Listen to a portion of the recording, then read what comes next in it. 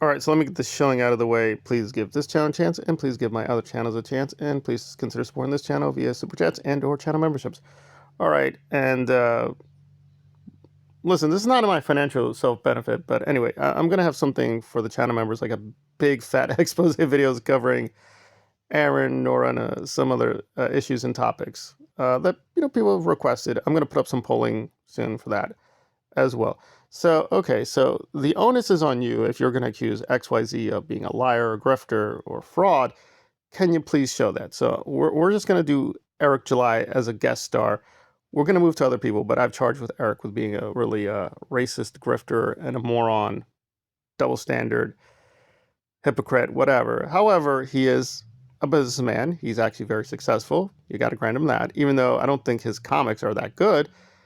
They seem to be popular with a certain kind of audience. So he is technically a comic book writer and creator. Okay, he's got that much going for him. But then when he gets to certain topics, you're like, okay, clearly you're just play acting. So can I prove this? Yes. So today, Eric has this kind of zero tolerance for the SJWs, for the weirdos and freaks and leftists in Hollywood, yada yada. This very alt-right kind of framing of himself, even though he's black. Right, because the alt-right is notorious for having a lot of anti-Semites and white nationalists and white supremacists. So anyway, he was singing a different tune only a few years ago. And by the way, I should say up front, I don't like this character. And like, I'm Hispanic. I don't want to get into all this raciality or whatever, but I guess I would be considered more light-skinned. Although I don't think really that's my natural color, because if you see my family, guys, you'd be shocked. Some of them were very dark-skinned and like, it was actually kind of a joke inside our family that one of our cousins was really dark skinned, and I'm like, wow, that's interesting. So I guess it depends how much time you have in the sun, so on and so forth. Anyways, let's get to Eric's lying. So I really don't like Miles Morales. He's basically been labeled a black Spider-Man.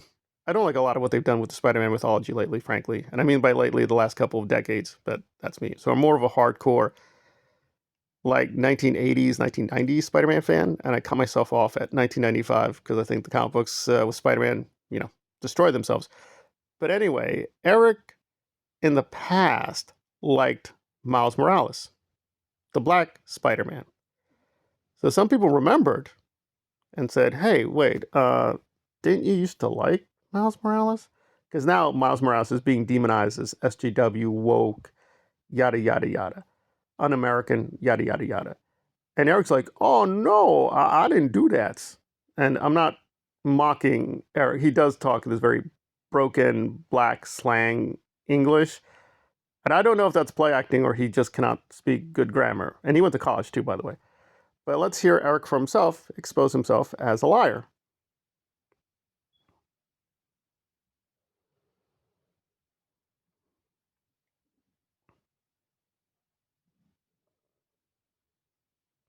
Again, I don't have many good things to say about Eric, but I would grant he does allow occasionally critics to cite him. Don't worry, he does do the copyright strikes. If you try to use his clips, he will go after you. He got to the point, even though he was being sued, I am not joking, by a religious organization for the use of a, well, because his comic book is called ISOM. He was getting sued. He was simultaneously trying to get into legal battles with other people and other creators, all with the claim of being extreme libertarians. And many extreme libertarians, not all of them, tend to be super pro First Amendment. You can't make this stuff up. So yeah, he's very inconsistent ideologically, politically, racially. You go through the list. He's just a complete mess. And yes, he outright lied to his audience. Anyway, now let's get to the other lies and grifters, Aaron and Nora. And unlike Eric, I can't even cite their clips because they go cuckoo crazy. If you try to just show clips of them lying, they get really angry really quickly.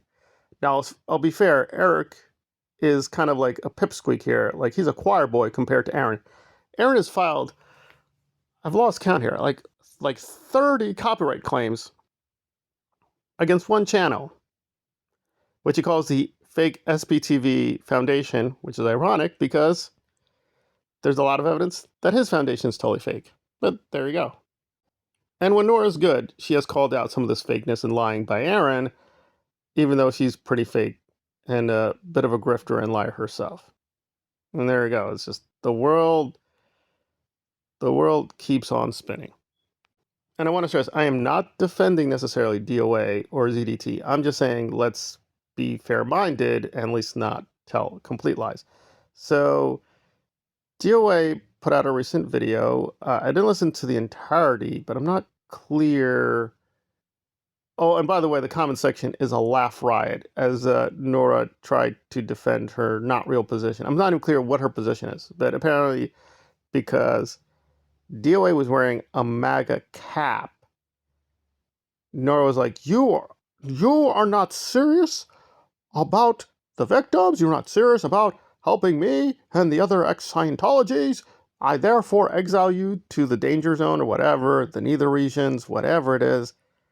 And then I looked at the video. Again, I only listened to a huge chunk of it, not the whole thing. And basically DOA is just detailing how he's getting these lawsuits ready to go against Aaron, Streets LA.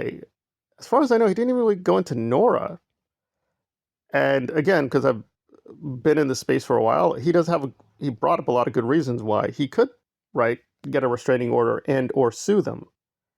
And it's insane because Aaron today is in jail for an assault and he's facing a second assault charge, right? And DOA commented on that. Isn't it ironic? Because Aaron has put out a series of videos trying to get DOA in jail and mocking how DOA breaks the law and there should be no, right? There should be zero tolerance. And even, again, I'm trying to remember, I don't know if he did actually do this. I want to be fair to Aaron. If he advised DOA to take a plea deal, right? And now DOA is like, well, why don't you take the plea deal? And so on and so forth. He also was glorying that, ZDT, you're going to jail too. The bounty hunters are coming, yada, yada. But currently, he's the one in jail, right? So what was Nora's point? I'm not clear. It's that wearing the MAGA cap makes him untouchable. I mean, for those who don't get the joke, DOA is not, certainly not currently, I have to be honest there, he's not currently pro-MAGA, right? And the closest thing I could come to as what she has to complain about is they call her Pat as a joke. For those who don't, and by the way, I grew up with this stuff. You guys may not believe this, but I grew up in a very Hispanic, very conservative household. So I did watch SNL. I did get a lot of the jokes, even as a young kid, but that I didn't quite get it out. But Pat was basically, for that time period, this kind of either trans or androgynous character. Basically, you couldn't tell if it was male or female. And that was the source of the jokes. Now I get the jokes, but back then I was like, I don't get it. What's the thing? Because again, that's just the household I lived in. You were not taught about these things, guys. I'm not joking. It's like if you ask me as a kid, you know what a homosexual is, I'd be like, I'd blank stare at you. Like, I have no clue what the hell you're saying at all. So that's just how it was. Now I kind of, obviously you're not totally closed off. I was kind of aware what a gay person was. I kind of, but it was very vague. Very vague. So Nora's really upset. They call her and mock her as Pat. And I'm waiting for the punchline, and that is it. Because DOA jokingly refers to her as Pat from SNL. Therefore, he's a right-wing MAGA bigot on par with Donald Trump. Oh, and I love this. She was mad that DOA in the title put Aaron with the Epstein files. Again, I'm waiting for the punchline, and apparently, like, that title shows me you are not serious, Scottus. I therefore exile you from the communities. And you're like, but why? She doesn't really say. She just is like, you can't do that. Why? I don't know. So it's just very strange with Nora. It's like, because again, I do try to listen patiently. Unfortunately, I've listened to almost the entirety of her recent videos, and they were pointless. I mean, there's just no real cognitive thinking going on. It is just like very mechanical, robotic, something's not right in the head thinking. It's like, I'm not piecing together. I mean, even Eric July or some of these right-wing grifters, Critical Drinker, Dirtrotics, Mauler, Star Wars Theory. Like they're way bigger creators, and to be fair, they're much bigger liars than Nora will ever be. However, even with them, I can kind of piece together what the hell they're complaining about. They're stupid and they're morons. Like when they go after certain things like Barbie or The Last Jedi, or now it's probably going to be Link or Super Mario. It's like, this is uber woke. There's too many women, or Predator Badlands recently. And you're like, well, first, it's not true. But secondly, what are you talking about? But at least I can kind of figure out what they're with Nora. I am like, I have no idea what you just said. Like, what? How is Pat or using Pat equivalent to like an ethnic slur or a racist joke? Or what? I don't get it. What am I missing here? I don't know.